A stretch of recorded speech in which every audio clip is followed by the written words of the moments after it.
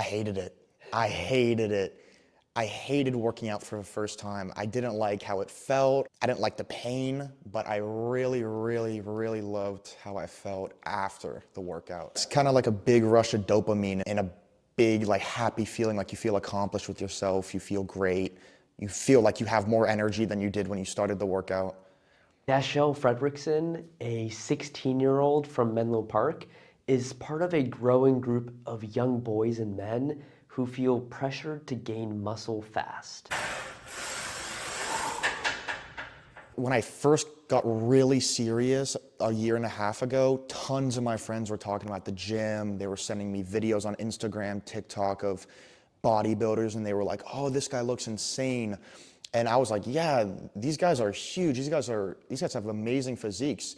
And then was the time when I started to compare myself with these adults, and it kind of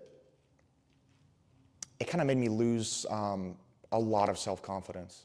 Social media is a major driver of this pressure young men are facing, and experts like Dr. Jason Nagata, a clinician and researcher at the University of California, San Francisco, specializing in eating disorders, tells me that family and peers can also influence how teens perceive ideal body sizes. If you actually measure the muscles of like the current Batman, Superman action figures compared to those of the action figures like 30 years ago plus, the current action figures are more muscular in almost every muscle group than those from decades past.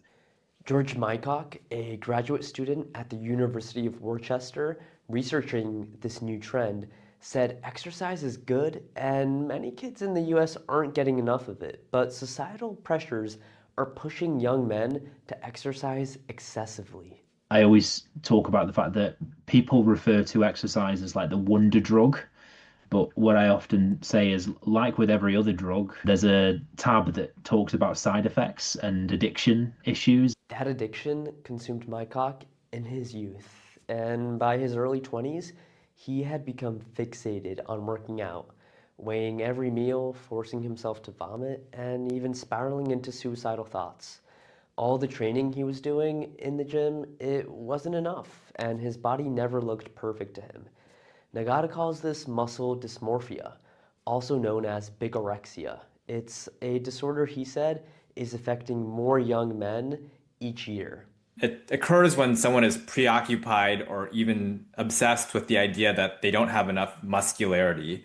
In many cases, an individual's build is actually normal or even objectively muscular. In contrast with other eating disorders like anorexia, where patients restrict their food intake out of a fear of gaining weight, appearing visibly thin, bigorexia can be a silent disorder. I think one thing that I will note is that it's really hard to tell if someone has muscle dysmorphia or an eating disorder just by looking at them, just because it can affect people of all body sizes and shapes.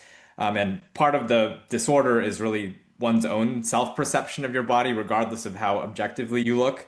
And so there may be people who are, yeah, from a range of body sizes and weights and shapes who experience muscle dysmorphia. So you can't really tell just by looking at someone. And because eating disorders have historically been associated with women, Nagata said bigorexia isn't on the minds of most pediatricians. I think for many people, the fact that boys and men have body image pressures is like completely not on their radar. And so I will say that in practice, oftentimes when we get referrals for boys and men with muscle dysmorphia or eating disorders, there's a long delay in referral and diagnosis. Now, while Dashiell hasn't been diagnosed with bigorexia, he said he spends a lot of time critiquing flaws in his physique. If 2 years ago me saw what I looked like now, he'd be like, nice job, man, you look great. But now, honestly, I want a lot more. As a result, Dashiell spends a lot of time at the gym. Some days he'll go for 45 minutes, and other days he'll be in the gym for up to 3 hours. The gym is all I can think about during the day. I wake up, I'm thinking about the gym. I'm brushing my teeth, I'm thinking about the gym. I'm at school talking with my friends, we're thinking about the gym. I go home, I'm doing my homework, I'm excited to go to the gym, and then once I'm finally at the gym, I'm kind of set and I'm happy. While Nagata said an estimated third of teenage boys in the US are trying to bulk up, it's unknown how many people have been diagnosed with bigorexia. And that challenge stems from the diagnostic criteria for bigorexia. And in a recent paper, Nagata argues that the characterization should be adjusted to better reflect the features of bigorexia.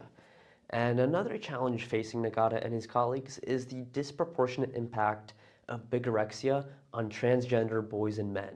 I think that some of the highest rates of muscle dysmorphia we've seen are in basically transgender men or transgender boys who, biologically may have appearance factors that are more feminine, and then they're trying to, change that so that they feel like they're in a more masculine body. There's added sort of hoops that they have to go through to get this sort of muscular build.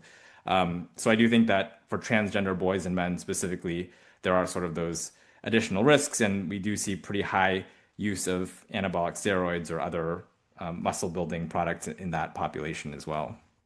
Despite the existing challenges in the field, evidence-based guidelines exist, and Nagata encourages parents to seek out multidisciplinary care teams. Unfortunately, these conditions can lead to very serious life-threatening consequences, and so it's important to get professional help from a medical, mental health, and nutrition provider. For the Peninsula Press, Michal Ruprecht.